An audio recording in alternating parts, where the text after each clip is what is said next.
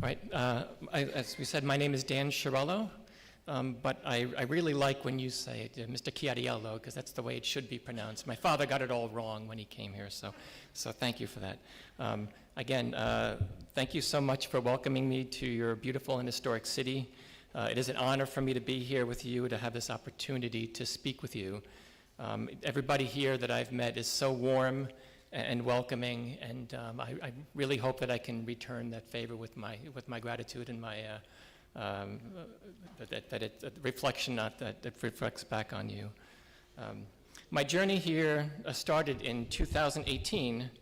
I figured you might want to know why I'm here. The journey started in 2018 when I decided to run for election to our city council. I had never done anything like that before. And I believed I would just enjoy the experience of having run. And to my surprise, the election really surprised me, and I think it surprised the other 4 people of the council as well, but really none more than myself. So it's been an honor to serve my town, and it's wonderful to have my town share this culture with you. It's really very moving for me. Sparta in New Jersey in the United States has about 20,000 people, so it's about the size of this town here. Our governing body consists of 5 members who serve a 4-year term. Each year we select from among ourselves, every year we select a mayor and deputy mayor from amongst the 5 of us. And I was honored to be in that role last year. So one day as mayor, I was waiting in the township clerk's office, and I noticed a plaque on the wall that declared in 1969 that Sparta, New Jersey, USA, and Sparta, Greece were sister cities. And I actually have a copy of that plaque that sort of led me here. This was in a frame, and it couldn't fit in my suitcase. So here's what I saw that started this, and I'd like to present this.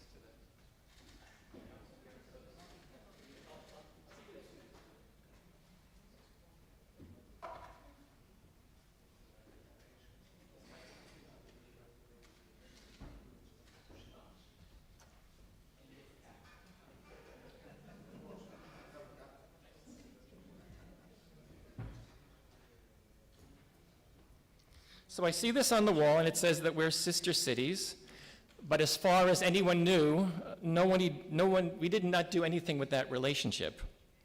So I set out to find someone in Sparta, Greece, to make a connection, and it took me many months to finally find Anastasia Kanellopoulos. So thank you for guiding me, and I'm grateful for her guidance and support, and I look forward to strengthening our bond in the years ahead. My town in New Jersey is very proud of its relationship to this beautiful place that I find myself here today.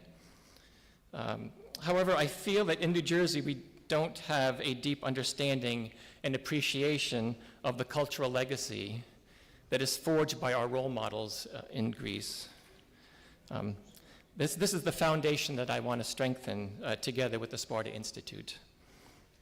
And you have to, I'm from New Jersey, so I speak fast by nature, and my wife is here to make sure I slow down, so I'm gonna slow down, make sure the translators are okay. So if I just give me the signal or something. So how did our town get its name? And it very briefly, the family of Judge Robert Ogden II was a prominent figure in early New Jersey government and was a member of the First Continental Congress of the United States. And the Ogden family settled in Sparta in 1977. And from that, I'll pick up a book from my friend Gwen Donovan, who wrote about the history of our town. And Gwen Donovan writes, Robert Ogden's wife, Phoebe Hatfield Ogden, gave the name Sparta to her family's farm. She was said to have been inspired by her 3 sons and other men in the neighborhood who were fighting in the war for a just cause. Again, this was the time of the American Revolutionary War. Drawing a parallel to the way that the Spartans of ancient Greece fought. When the first post office was established in about 1987, Sparta was adopted as the town's name. And with more on the history, this is another prop.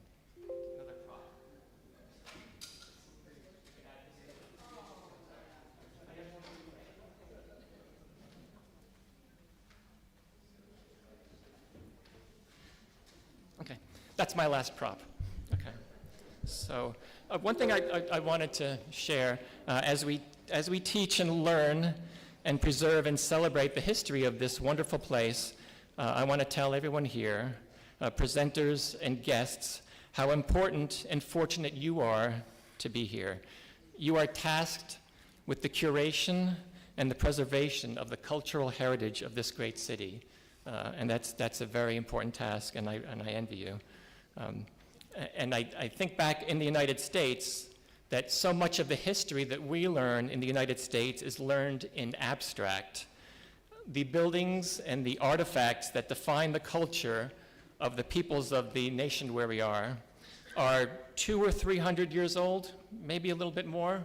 But beyond that time, much of the history of the peoples of our continent can only be learned in stories, in illustrations, in talks like this, and in one's imagination. That's because the peoples that lived in the Americas before European settlement, for the most part, did not build stone structures, nor did they have a written language that would survive to the present day. And the same is true for the students in America that are learning world history. You know, it's taught in a book or in a lecture, a photograph or a video. It's largely abstract. But here in Europe, the students here and yourselves can touch things and be in places. A few days ago, my wife and I stood on the steps. Well, we didn't stand on the steps because that's not allowed. But we stood near the steps of the temple of Apollo Epicurus at Basai, and I'm probably saying that wrong. Temple of Apollo. And my wife and I experienced that awe and the marvel of history spanning millennia. And for an American student, that tactile feeling of wonder and appreciation is very rare. But here in Sparta, you get to experience that every day, and you are fortunate, and I am jealous. So lastly, I want to thank the organizing team and the speakers that we will hear tonight who have put so much work and effort into making this conference a success. I thank the Institute and the municipality of Sparta for your gracious hospitality. And now I will join my wife, Lisa, and we will enjoy the company of everyone here as we discuss and learn and celebrate together. Thank you.